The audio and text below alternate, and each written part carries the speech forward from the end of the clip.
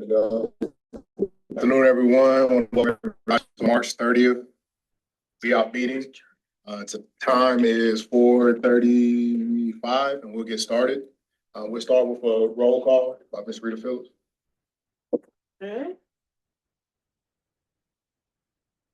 Sharon Allen, Alicia Burns, Dr. Douglas Craddock, Present. Kevin Field. Here. Tony Hawkins. Secretary Keith L. Jackson. President. What is Deputy Mayor still on here? Sheriff David James. Ms. Darlene Johnson Jones. Ms. Darlene.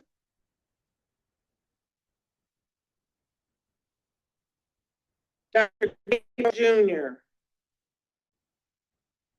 Dr. Mary Milliner. Mike Nagel. Lyndon Pryor. Christopher Romaine. Here.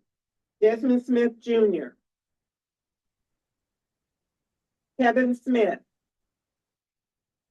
Reverend Snarden. William Summers. Here. Gary Williams. Secretary General. And Jeff O'Brien. Here. Dr. Gabriel Jones Jr.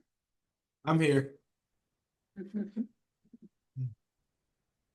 Short of one. Yep, one. Short one for four. All right. Assuming we're counting Starlane. Ms. Darlene. Yes. Oh, Ms. Okay. Yeah, she didn't respond. Darlene Johnson Jones.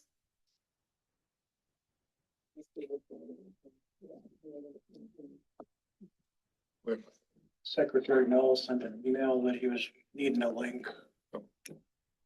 Secretary Knowles looking for a link, Ms. Rita. Yeah, sent it to him twice. I'll send it again. Okay. So as we continue to work through our quorum, first we'll start with any public comments, either online first. If there's somebody online that have public comments, please proceed and raise your hand.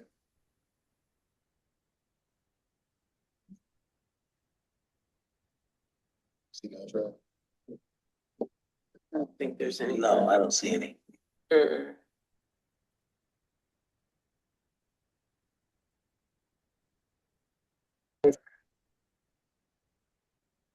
Anybody in person, public comments from any of our guests?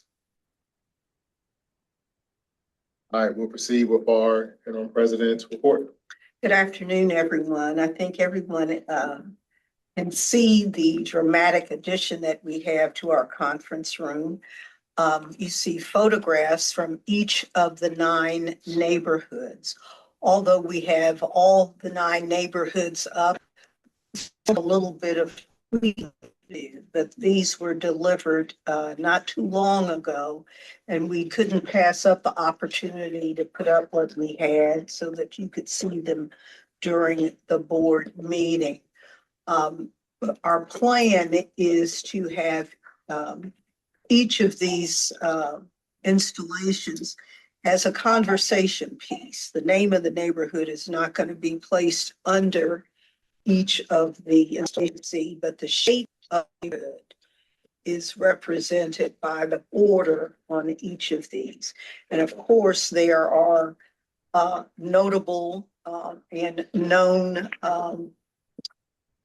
locations from each of the neighborhoods that you will see there. As I said, some of them need to be tweaked just a little bit, but we wanted you to see what the vision was for this conference. Yeah. I think it adds something.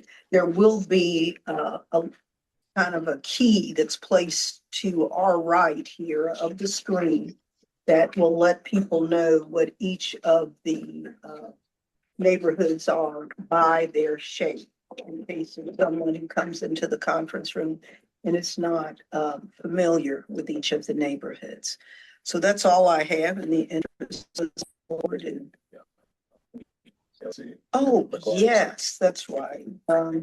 Dr. Craddock just reminded me that since we were together last, the Louisville Central Community Center had its Lyman Johnson Honors program, and the partnership received a leadership award from LCCC for the work that we are doing in the community.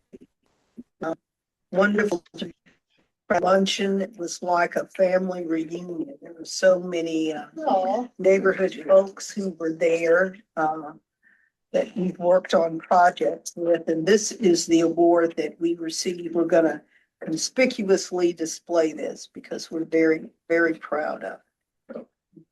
Yeah, so Thanks for that Yeah. reminder. you're welcome. So major shout out to the staff, but also the board members on the work that across the community in more ways than one. So shout out to everyone across the board. Next, we will shift to our committee updates. So I'll start with our Board Development and Governance Committee by Ms. Jennifer Hancock. Okay, good afternoon, everyone. Our committee recently met to get reorganized in this new year in light of the fact that all 9 neighborhood representatives' terms are up for renewal. We have surveyed all board colleagues in a neighborhood, and 5 of them will not be returning. 4 of them are interested in having their terms renewed. We also have been successful in securing several candidates for various neighborhoods. We're going to meet twice in April, and our goal is that we are going to interview between 2 and 4 neighborhoods, as I'm calling neighborhood representatives who wish to be renewed. We're going to interview them along with the newcomers who are interested, the new applicants. So our goal is that by the time this body meets again, we would come forward with between 2 and 4 recommendations. It really just depends on scheduling now.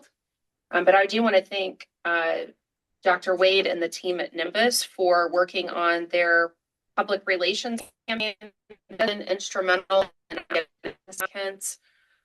So we're ready to move forward with Art Duval, with Russell, with Shawnee, and potentially one more neighborhood. So again, we're really focused on getting our neighborhood board colleague seats settled. So you'll be hearing more updates from me and from us at our next board meeting. Thank you, Jennifer. Jennifer, the board representatives who have indicated that they don't want to be considered going forward have also committed to remain in these seats. Yes. Until we get their positions filled. Thank So you. it's not That's like the seats will important. be empty. Yes. Okay, I For just wanted to make sure. continuity's sake, thank Yeah. you. Mhm. And then one other comment, thank you, Rita, Mhm. is that we are prioritizing the board seats first because any of the applicants who, for whatever reason, aren't selected will have advisory council. As we evolve and grow up as an organization, we really want to use the advisory council as a pipeline for board succession planning purposes. So we're going to shift our gears. I know some of you may be wondering, well, when are we going to have a fully seated advisory council? That is definitely coming, but we want to get through this first round of board interviews so that we have an opportunity to recruit some of those who, for whatever reason, aren't quite ready for the board, or maybe the incumbent is decided upon and they're looking to continue on, make that pump for longer term succession planning purposes. Cool. Thank you, Jennifer. Any questions? Ms. Darlene will now shift to the Community Engagement Committee, if you're able to speak. Okay, so Miss Darlene is, we're talking, Okay. she's having mic problems, she's Okay. out of town. But for the Community Engagement Committee, we do have, Trevin with us today. He is ill. Very brief, just overview of what they've been working on. Good evening. My name is Sheriff Bass. With the community engagement, we have been meeting with the reps. We actually planning a big event. More information is coming soon. And so we do want to say thank you again. The event is going to highlight all 9 neighborhoods as well as a partnership. So as I said, be with you with some more information. Thank you. Thank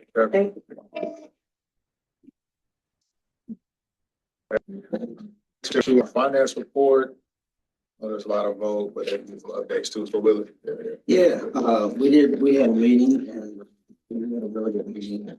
And we did, accept, financials, for the January and February. And also, we, are gonna be making a recommendation to the board for Cherry Becker, to perform our audit. So we had a robust meeting, robust conversation. But you know, we're also, when we are ready to make a recommendation to the board as far as, you know, budgets. And when I say budgets, I'm speaking of budgeting the amount of money that we would plan on having lent out and possible grants. And then also putting some structure around the timing of all that. And right now, everything's coming in, so we may have an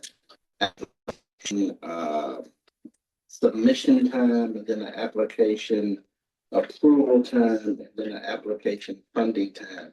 And all those will be kind of, you know, the same date. So the organizations and individuals and companies that are applying for these will go through that process and they will, you know, submit the application, they will be approved, and then they will be funded. The ones that kind of we're kind of doing that on a, you know, without any structure. And I think the structure around that will be very good. So we're going to look forward to those recommendations coming to the full board as well as we discuss those. You know, Justin from Crow, I mean, do you have anything else that you want to kind of add from that standpoint as far as you were at our meeting? No, I think you hit on everything, but yeah, I think the structure around loans and grants and getting that out to the board to get approval for the, you know, that's the next step that we're working on our side. Thank you. Yep. Chip, do you have anything that you wanted to add? No report. I think, do we have a quorum now? Can we? Yes, we. Oh, we can, so as I stated, we are making a, for the full board. We're doing both the, January and February financials, and they were sent out. So with that recommendation, is there any questions or any comments about the financials you received? If not, Chair, I think we're ready to take a vote. Yeah, all in favor? Opposed? And as I stated, we are making a, look at, man, we need to get an audit done. And we sent out, and we had, how many people submitted proposals? 3, Cherry Becker, DMLO, and LMBC, used to be Straw. And well, we talked about all 3 of those, and the finance committee is recommending that we go with Cherry Becker to do. Again, with that recommendation, does anybody here have any questions? If not, we ready for a vote Ready already? for a vote? Y'all in favor of Cherry Becker doing our audit? Please say aye. Aye. Any opposed? Any opposed? Abstain? Approved. Now we can, I think, with here, I think we handled everything else. So if you want to, Yes. you and Travis want to lead, yeah. Travis is ready to make 2 presentations to us this afternoon.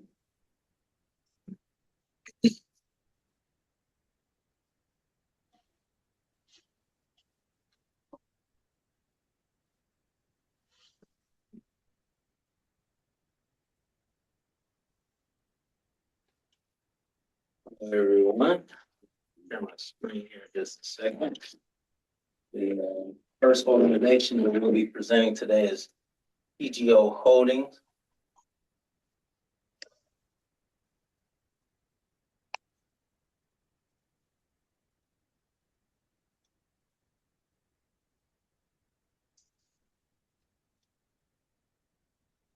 My screen.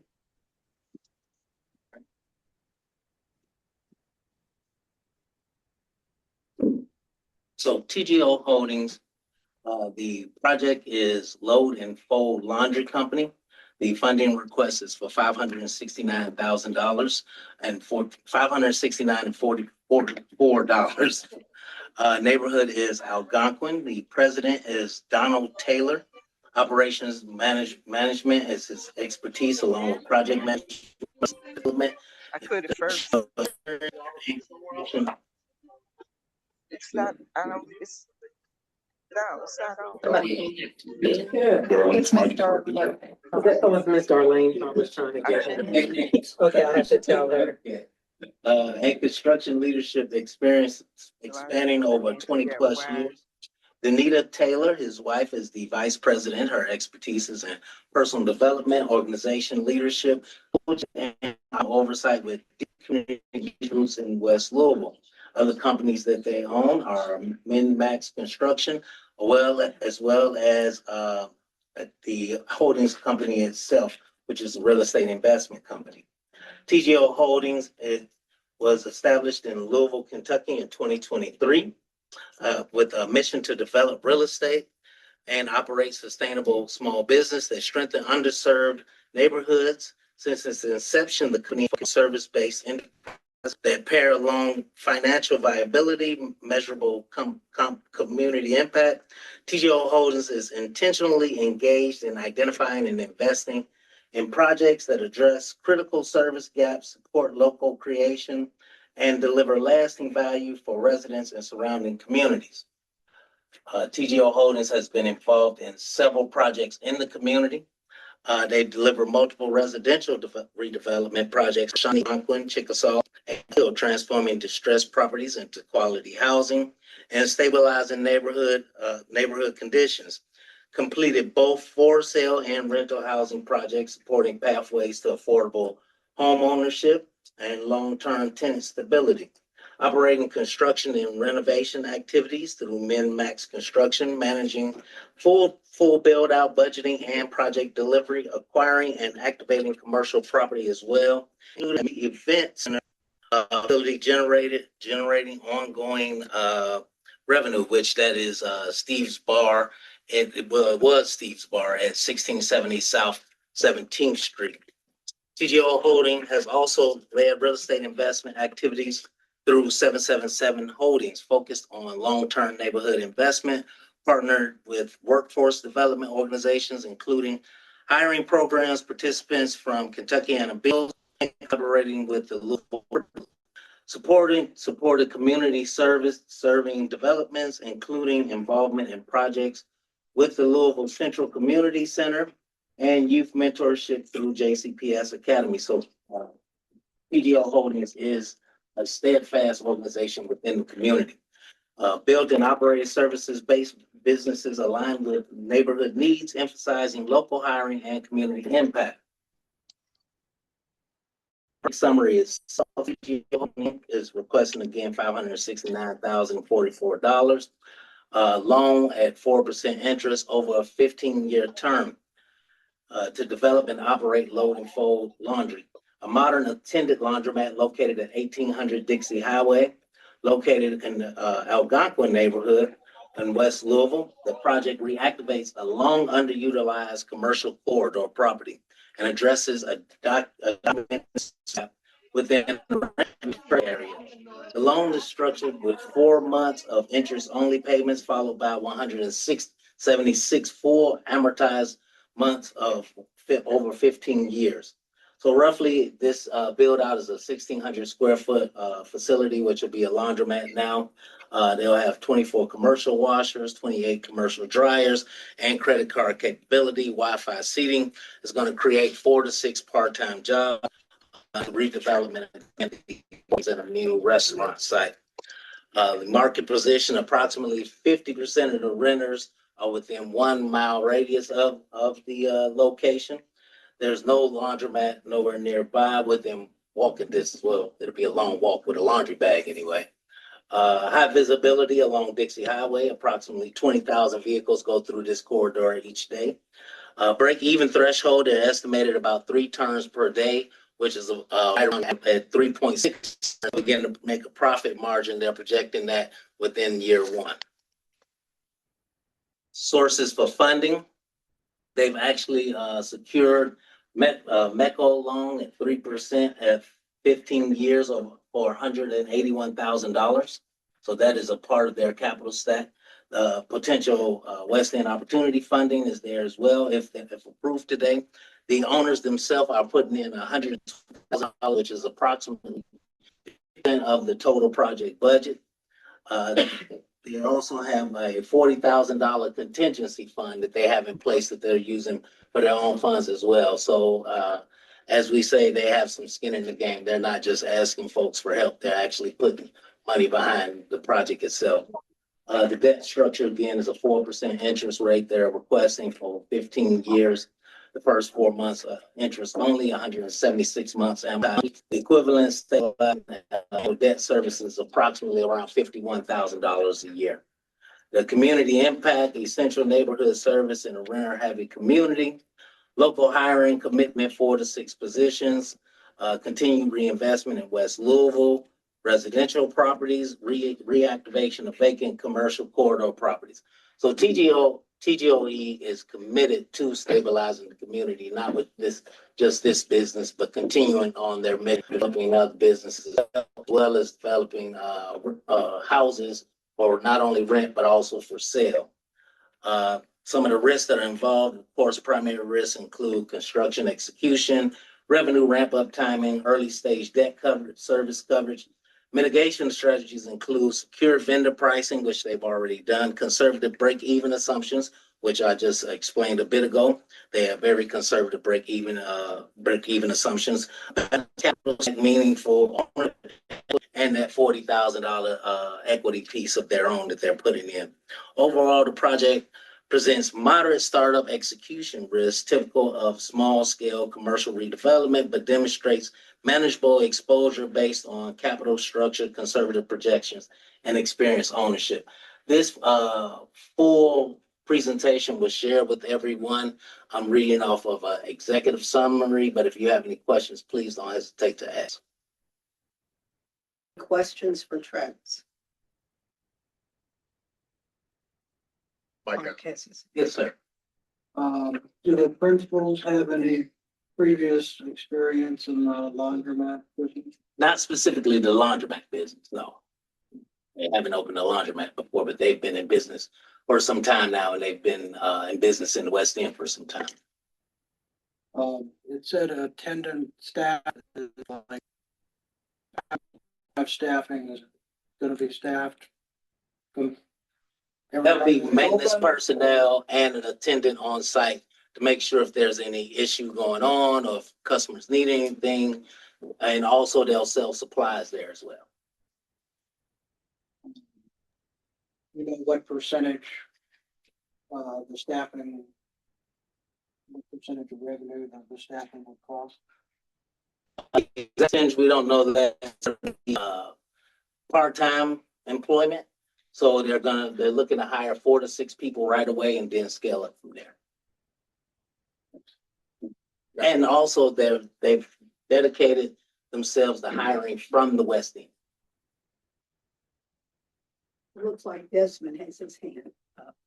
Yes, someone need to unmute him. 1 second, Desmond. Bring him over. Thank you. I think you want to ask a question. Can I go ahead? You go. Yeah, you want me to bring Just about the lot. From my understanding, the lot is privately owned. Save-A-Lot is actually renting from the owner, I believe, or something like that. Do they have any understanding of how that lot is actually going to work? I've talked to Save-A-Lot manager and stuff like that. They have a purchase. Desmond, they have a purchase agreement in place for the lot and the building itself. But I know like I said, Save-A-Lot owns majority of that lot. Not Save-A-Lot, a privately owned person. And from my understanding, he's not aware of any purchase. Holder of the, speaking about, is it going beyond the regular parking lot? Because the holder of the parking lot that's in exact proximity with the building is aware they actually have a purchase agreement that has been expanded. It was just recently Okay, extended. and that's where they expect 200, was it in and out cars? Because that's very small of a space. Let me say that again. Repeat that, Desmond. Is that where they out, like, because I know the traffic they was looking to get out, I may be wrong, I'm sorry, I jumped in, I'm kind of busy right now, but this is important, so I'm trying to do my best, but I know they was allocating for like 200 people in and out daily, I believe, something like that. And they're looking at three per hour. They're going to be Yeah, open. Yep. That lot doesn't seem to sufficiently take care of that as well. Just concerns. Well, it depends on how many customers come in. Exactly. I mean, the average laundromat is only 2 turns per hour. So they're looking for their revenue generation to break even right around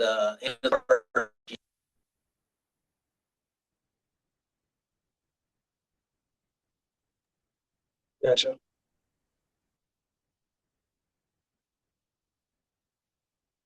say something. It's actually 3 turns a day, not an hour. Oh, I'm sorry. Yeah. Sorry about that. So if you have 24 washers, we're talking 72 people a day. A day, right. Yes, can you repeat that? Yes. Desmond, I'm sorry. It's 3 turns a day, but it's multiplied times the washer, so it's 72 people a day. Gotcha. Yeah, it's just, yeah, like I said, the lot itself doesn't suffice to me. Talking to the community as well, like I said, the laundromat idea is definitely a great idea, but the layout of the plan doesn't sit too well with most of the people I've sat down with. So are you saying that there's an issue in the community? They don't. With leaders that I've sat down with, yeah. Okay. Yeah. Nobody seems to find it sufficient of a plan, and it seems very highly priced. Like I said, the Greenwood, I don't know if you guys are familiar with the Greenwood laundromat off of Dumanel, or what is it off? It's Greenwood and Dumanel. Not too sure what their budget was, but you know, those are the things we was comparing it to, as well as previous owners who've also went into business with GE and done laundromats as well. Well, the budget for the facility itself is $200,000. The remainder of the budget is for the equipment, marketing, and other parts of the inventory. Yeah. So on that prime corner, I mean, $200,000, that's not that bad for that corner itself. Yeah, but the overall project is what, 800,000?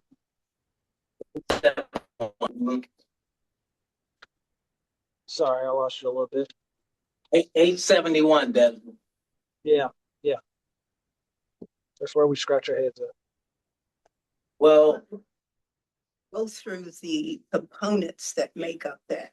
so as I was saying, the facility itself is $200,000. The build out for the signage and internal and external renovations is $202,000. The equipment is $67,000, which was a little bit lower at one point, but they increased the larger capacity, went to larger capacity machines. And the initial inventory, detergent bags, snacks, that type of deal is only $600. And then marketing and website. So we've also received several of their quotes, Desmond, and they're in that shared file. And even if approved, our due diligence after the fact will go along side by side with them as they begin to develop. And there's also just a sidebar. There is a personal collateral. This TGOE has been in business, but they're gonna have to secure the loan, so the partnerships will be protected from that standpoint. Let me ask something. When we recommended this for approval to the full board, he wasn't at our meeting.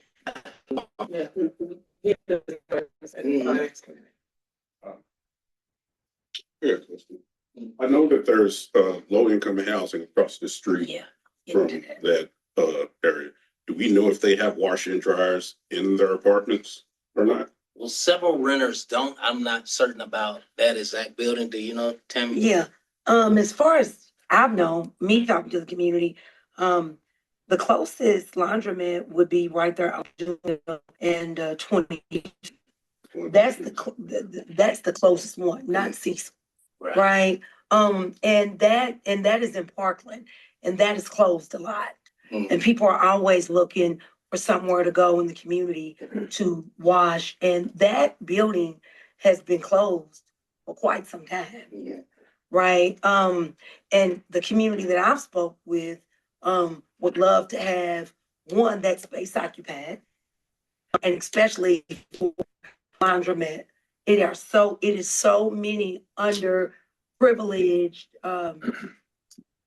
people that live there that have no way to wash their clothes, no transportation. There's already been a cut in TARP stops.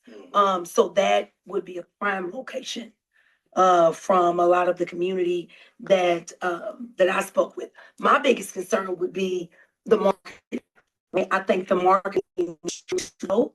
I think that this needs to be something that would be, raised up just to get the word out. Right.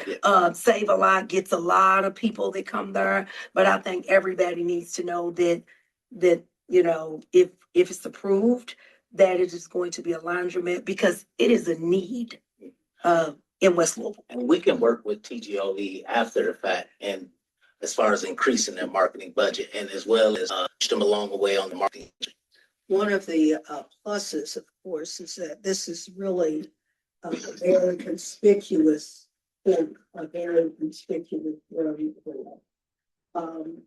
So even without a real aggressive marketing campaign, it is located in a spot where people are going to see it, given what the traffic pattern is there. People will see it. We pass with, like creating opportunities for business that will help the communities that we're trying to help. And, from laundry, I think this is needed. I think this would help. So, I want to be sensitive to Desmond's question, but I still want to be sensitive to us making sure that, hey, we are business opportunities that help the communities that we serve in as well. Mike? So I think Desmond had a question or concern about the cost of the equipment. And I had similar concerns and did some research, and I don't know the specific build out, but the cost that they're including line with industry standards as best I can tell. Yep. And also that goes alongside TGOE deciding to increase the capacity of the machines. Yeah, they're not little vertical units, but they're in the corner.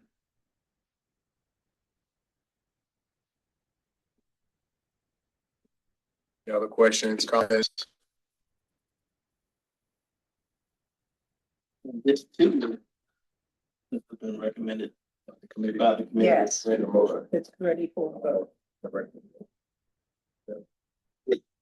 Yes, sir. What are the terms again? 15 years, 4% interest, $569,044. Basically a debt service of, You said a 10-year deal with a 15-year. no, it's 15 years. Basically about $51,000 a year.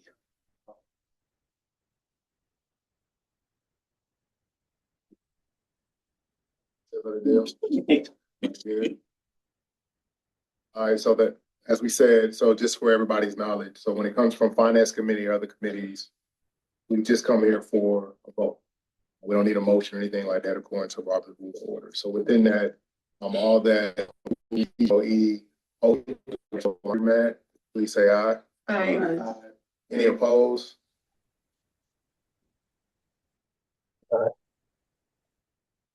That's- Nobody opposed. Okay, Desmond didn't either. I think he said aye. Okay, I just wanted to confirm. Okay. All right, thank y'all. It's been approved. Relation CGOE.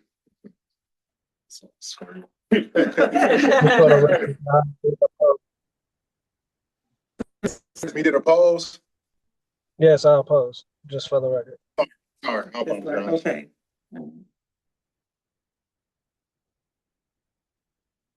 Let's go to the next matter.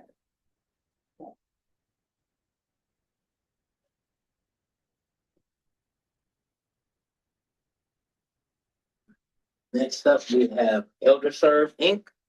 The project is the Oak and Acorn Adult Health Center. This is a $100,000 grant. The neighborhood is Russell. The Elder Serve is led by Pastor Timothy N. E. Finley, serves as the chief CEO of Elder Serve, where he has led a period of organizational renewal and strategic stabilization. Since his appointment in November of 2022, he assumed leadership following pandemic-related closure and financial disruption, Black CEO of the organization's history. His mandate was to reopen services, restore community confidence, and reposition Elder Serve for long-term sustainability.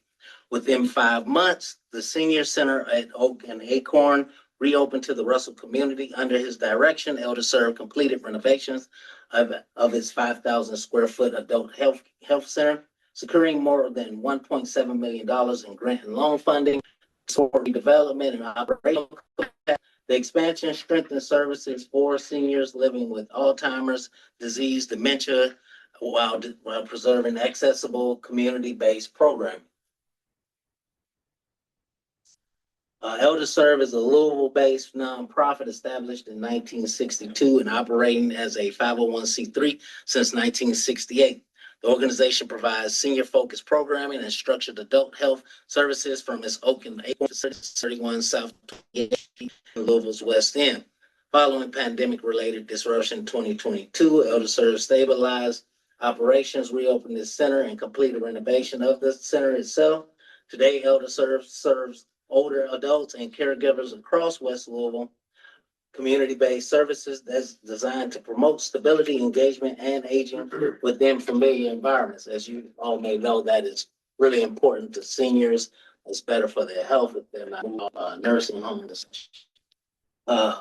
Program components are structured therapeutic and recreational programming, health monitoring, medication oversight, caregiver engagement, and support services, transportation access, and nutrition services operating from 8 a.m. to 5 p.m. The program operates as a lower cost alternative to institutional care models, with mainly eligible participants through Medicaid funding requests and allocation. The total request again is $100,000. If awarded, 100% of the funding will be allocated to direct programming delivery within the adult health center, supporting therapeutic and structured program activities, clinical monitoring and coordinating care services, caregiver support and engagement efforts, program staff coordination and service delivery.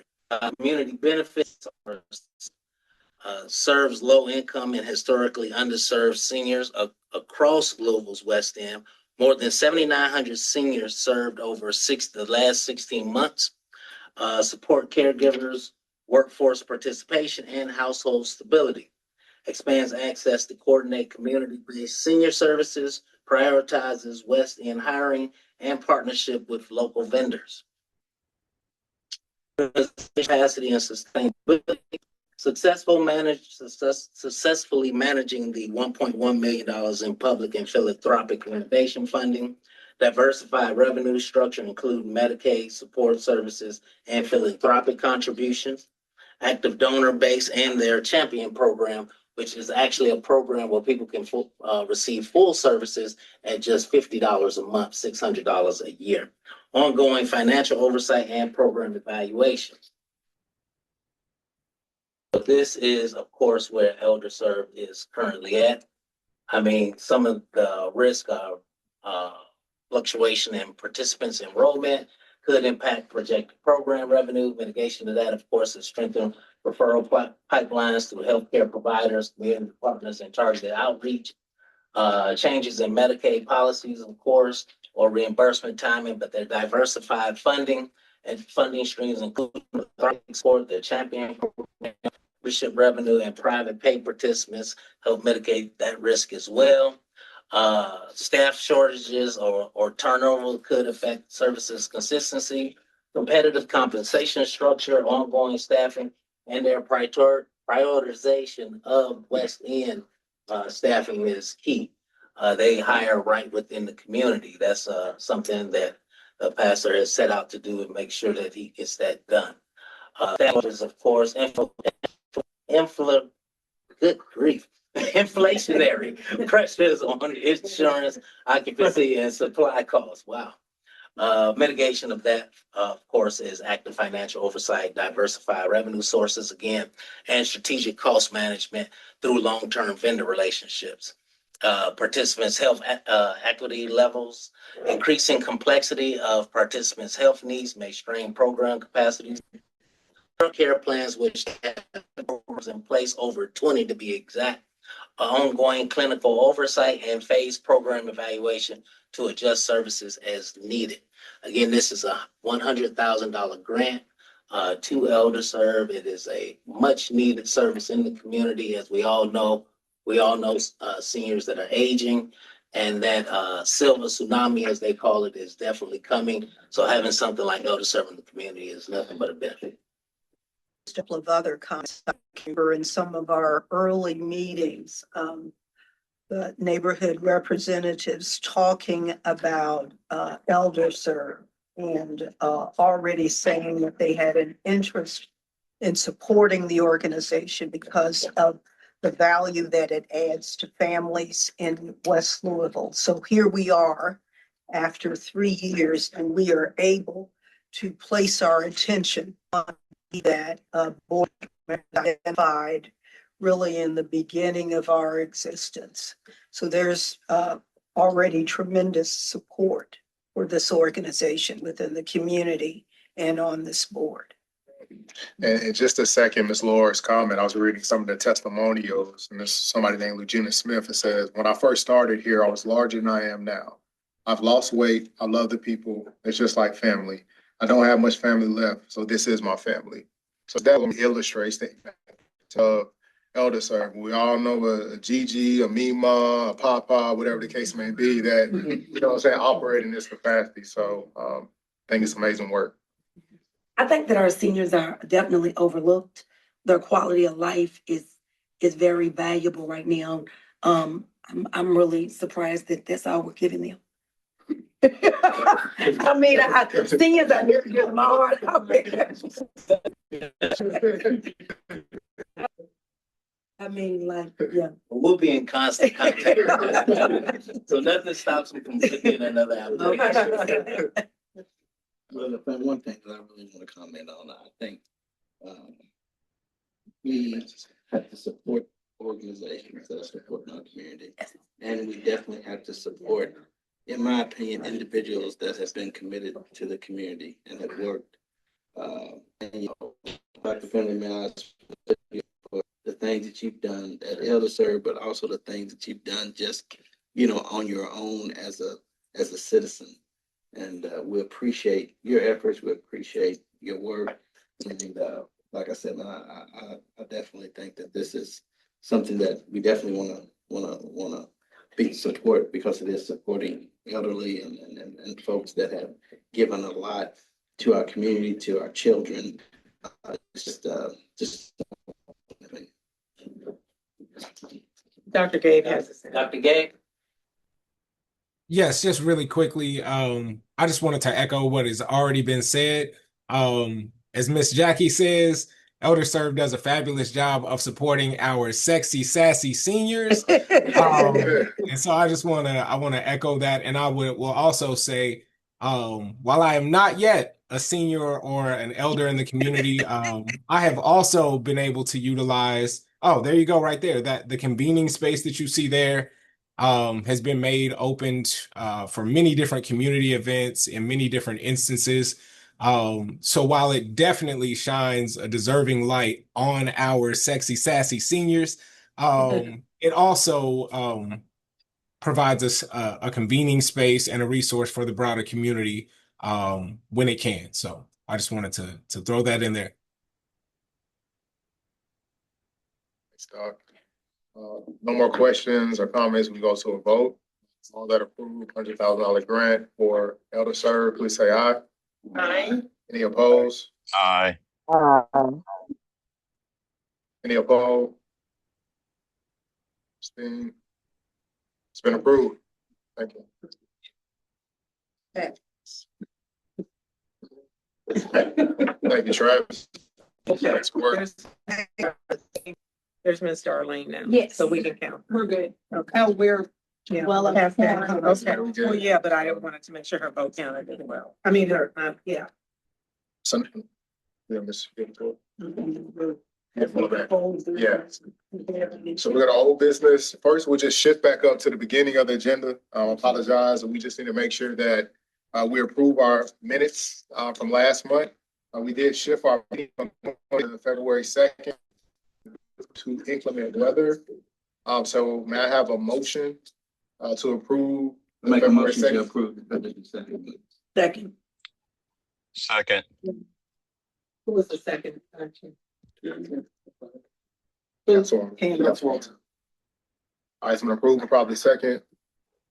I mean, it's been, yeah, it's probably second. All that approved. Aye. Opposed? Any? Yeah. Next for old business, earlier, as Ms. Laura said, the partnership did receive a phenomenal award in regards to leadership and the continued work of the Opportunity Partnership.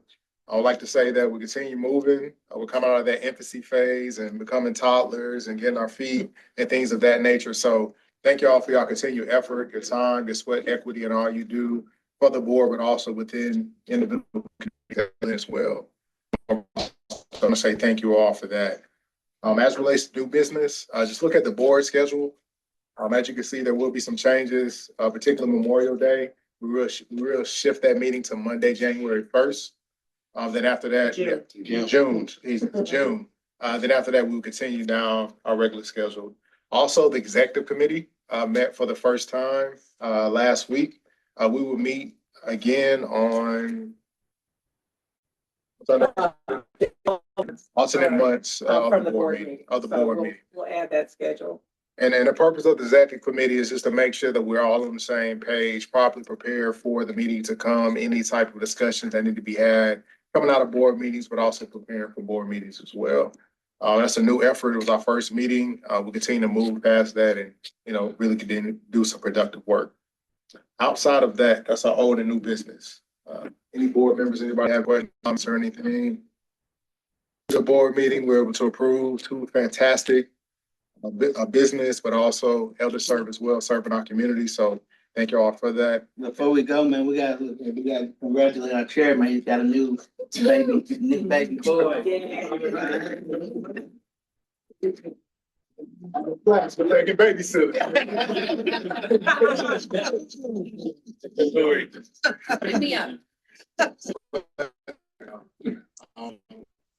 Good. You want to go ahead? Share, you always say adjourn. You want to do it?